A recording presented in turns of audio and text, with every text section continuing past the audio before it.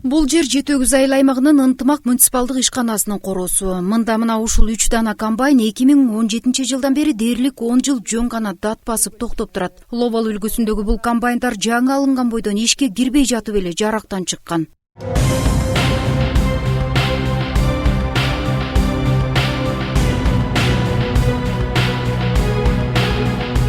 Ошол кезде бул техникалар лизинг аркылуу алынган экен. Механизатордун айтымында комбайндар келгенде дароо эле талаага чыгарылган. Бирок бул техникалар күрүч оруу үчүн экени ошол жерден билинген. Буудай менен арпа чабыкта жоготуу көп болгондуктан аргасыз короого алып келип токтотушкан. Ошол Лобал комбайндар келгени 2017 жылы экспериментальный муну талаага чыгарып чапканда эгин учурунда көп потеря берген. Элдер ошол себептен чаптырган эмес. Андан кийин Айылбанк айрылышкан. Ушул жерде иштеген кызматкерлер чүйгө алып барып экспериментальный кылып жаңы бичтерин да салып чагып көрүшкөн экен. Ошону менен бул потерясын токтотпой эле жана күйүүчү майды дагы көп расходдойт экен. Назначениясы өзүнүкү күрүч чапкан комбайн болуп атат бул. Арпа буудайга ошо потерясы көп болуп чабылган эмес. Ошону менен элдин талабы жок, бул токтогон. Күрүч өспөгөн аймакка алынган бул комбайндар үчүн 10 миллион сом сарпталыптыр. Бирок элге керектүү техника жок. Бюджеттик каражат таптакыр текке кеткен. Өнүктүрүү фондунан 30% менен, анан жергиликтүү бюджеттин 70% төлөнгөн. Айылбанктар өзүлөрү кайра алып кеткен.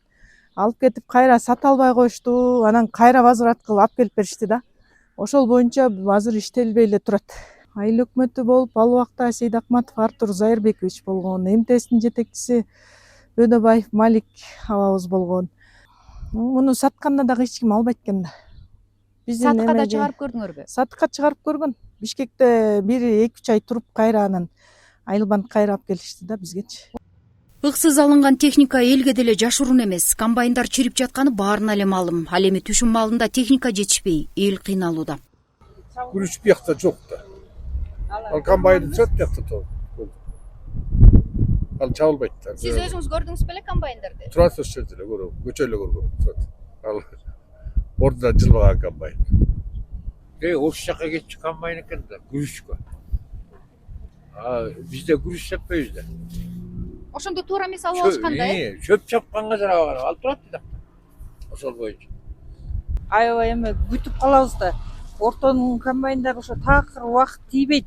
Бул жөн эле эме түзүп берип коюшат. 2 айыл бул айылда болот, 2 айыл бул айылда болот, 2 ай.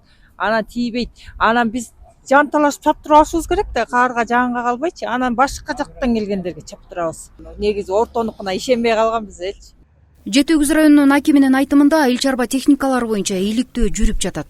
Алгандан кийин булар ошол комбайн биздин шартка жарабайт экен деген жүйө менен кайтарып аракетин жасаган. Арада баягындай айыл өкмөтү алмашып, МТСтин жетекчиси алмашып, биринен бирге прием передача берилбей калып, бул техника кандайдыр бир себептер менен ушу иштетилбей калыптыр. Бизге да жакында маалымат келгенде биз сразу реакция кылып, тийиштүү органдарга бердик. Азыр иликтөө иштери башталды.